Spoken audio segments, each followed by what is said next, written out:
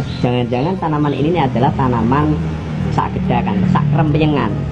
Nah, contohnya ada zaman dahulu itu pernah booming ya tanaman ya, jenis tanaman tapi tanaman berjenis bunga-bungaan. Itu hanya yang diminati oleh penghobi, para penghobi atau aksesoris ya. Tetapi kalau tanaman porang ini nanti kan dijadikan bahan makanan yang berkualitas untuk pemenuhan kebutuhan tubuh manusia. Jadi untuk jangka panjangnya tanaman ini tetap laku, pangsa pasarnya semakin luas karena semakin tahun permintaan dari negara luar negeri itu semakin meningkat. Jadi insya Allah untuk tanaman porang ini sangat potensial, aman. Terus yang kedua, kita membeli bibit itu hanya 1 kali, karena nanti setelah panen berikutnya kita sudah punya kataknya, itu bisa ditanam kembali. Terus kemudian tunas-tunas yang tumbuh di bawah, nah itu juga akan tumbuh, itu bisa kita tinggal ngopain. Jadi kelihatannya mahal, tetapi kalau gitu itu sih tidak begitu mahal.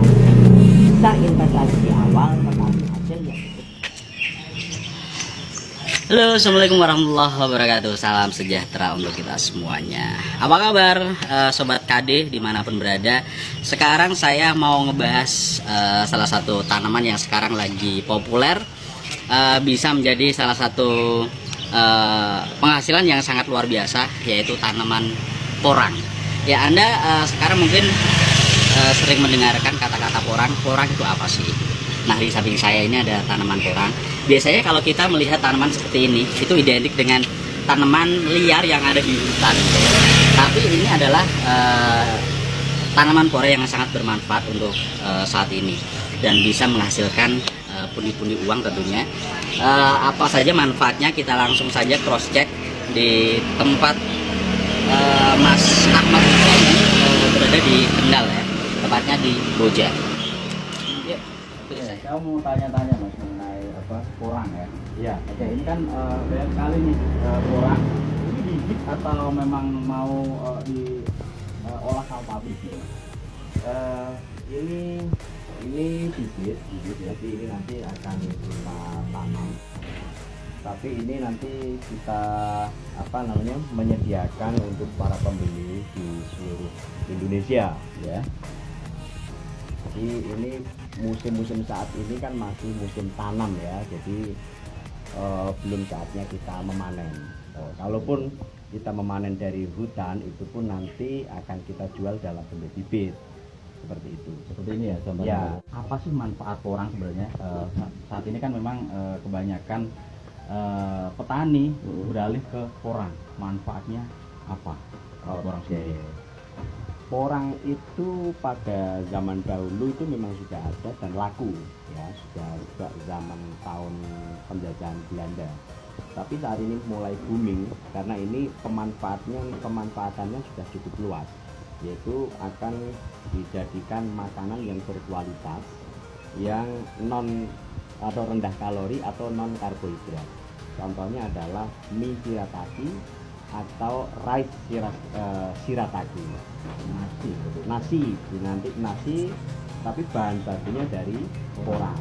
Itu di Indonesia atau di luar negeri? Indonesia itu hanya memproduksi ya, hanya bertani, menanam, terus kemudian hasil panen nanti akan diekspor ke beberapa negara di luar negeri. Contohnya di Jepang, di Cina, terus kemudian Polandia. Untuk tahun ini market sudah merambah ke Korea. Tapi nanti kita mengekspornya sudah dalam bentuk chip ya. Kalau finishing pengolahannya itu Indonesia kayaknya belum banyak. Oke, untuk kisaran harga sendiri untuk saat ini berapa Mas? Nah, untuk harga jual hasil panen porang itu untuk saat ini ya di kisaran Rp10.000 per kilo. Itu untuk yang ukuran per kilo? Itu ukurannya pokoknya sudah lebih atau di atas setengah kilo, itu sudah bisa dipanen atau dijual di itu satu bijinya, satu umbi atau satu umbi. pohon itu udah laku. Tetapi kalau sudah cukup lama di tanah 2 musim atau 3 musim itu bisa sampai 4-6 kilo dalam Satu pohon aja ya? satu pohon. Nah, kalau ini kan paling hanya 2 on ya, 2 on sampai 4 ton. Untuk bibitnya sendiri harga itu berbeda mas ya. Berbeda. Menurut informasi saya melihat postingan-postingan di medsos itu harganya fantastis kalau menurut saya. Ya. Oke. Ini kan bibit. Kalau ini sendiri gitu yang ada di sini itu mulai dari berapa sampai berapa untuk harga bibitnya sendiri? Oke. Ini ya jenis bibit porang itu sendiri ada beberapa ya. Yang pertama adalah kata. Kata itu adalah kalau bahasa Jawanya itu woh dari pohon itu sendiri. Tentunya seperti ini. Ini kata ya. Nah, kata itu juga ada beberapa klasifikasi. Ada yang kata mini, ada yang kata ukuran sedang, ada yang ukuran jumbo atau besar. Nah, tentunya itu harganya juga berbeda-beda. Kalau untuk Terus kemudian itu kisaran harga berapa ini? kalau harga jual saat ini ya Kurang setiap lebih. bulan sampai musim tanam seperti ini itu mengalami kenaikan yang cukup signifikan. Nah, saat ini dijual antara 175 sampai 200.000 per kilo. Kilo. Itu kata. Ya. Ini berarti per kilo ada isi berapa ini? Kalau yang mini seperti ini ya. Ini tekanan khusus. Nah, seperti ini 1 kilo isi 400 sampai 600 butir. Nah, kalau isi yang seperti ini, nah ini ya.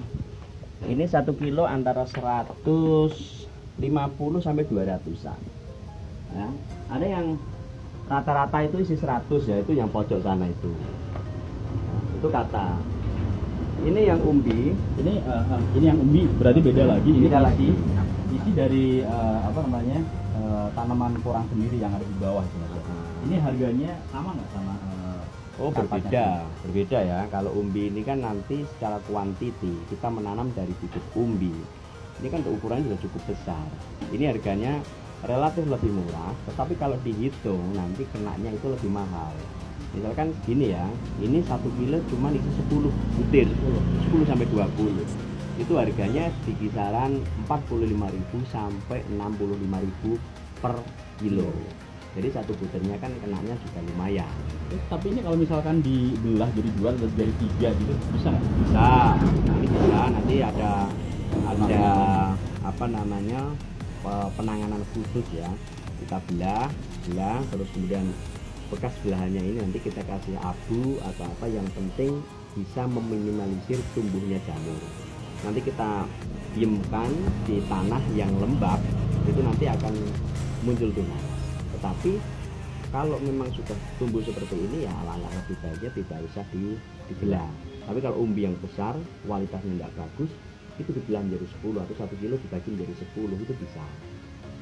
Untuk penanaman sendiri itu sampai panen itu dibutuhkan berapa waktu lama? Nah, oke. Jadi ada beberapa penjelasan ya kalau itu ya. Jadi kita menanam dengan umbi yang seperti ini tentunya 8 bulan atau 1 musim ya.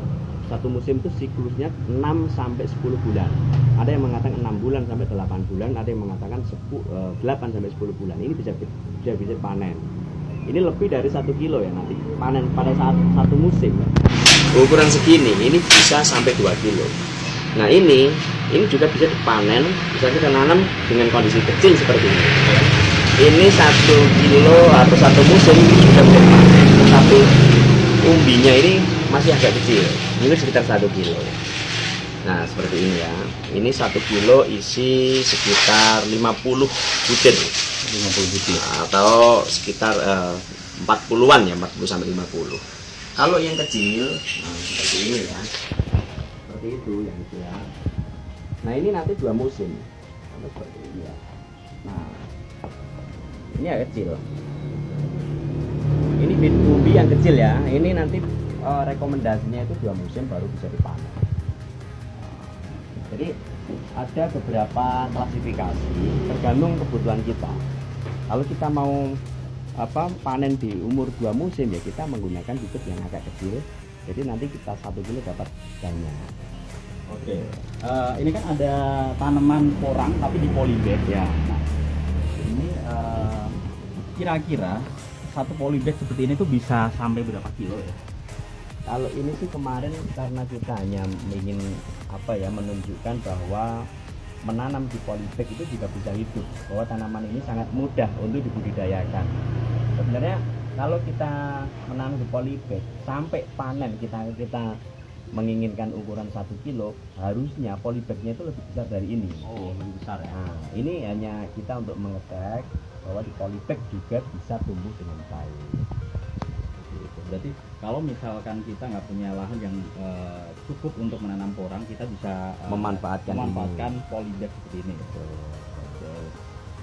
Nah, alasan lain kenapa kita mesti menanam porang? Biasanya kan hanya aji mumpung atau harga mahal cuman sekedaran aja gitu. Ya.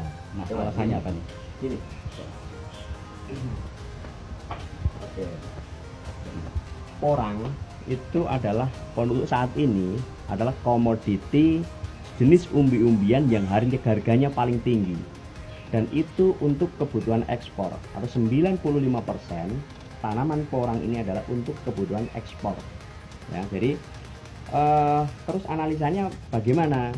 Nah, ada yang mengatakan jangan-jangan tanaman ini adalah tanaman sak gedakan, sak krempengan. Nah, contohnya ada zaman dahulu itu pernah booming ya tanaman ya, jenis tanaman tapi tanaman berjenis bunga-bungaan. Itu hanya diminati oleh para penghobi atau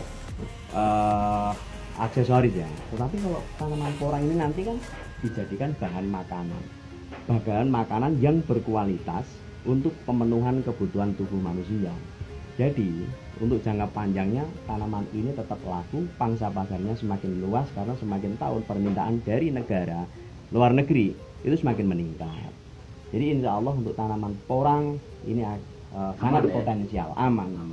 Terus yang kedua, kita membeli bibit itu hanya 1 kali, karena nanti setelah panen berikutnya kita sudah punya kataknya, itu bisa ditanam kembali. Terus kemudian tunas-tunas yang tumbuh di bawah, nah itu juga akan tumbuh, itu bisa kita tinggal ngopeni.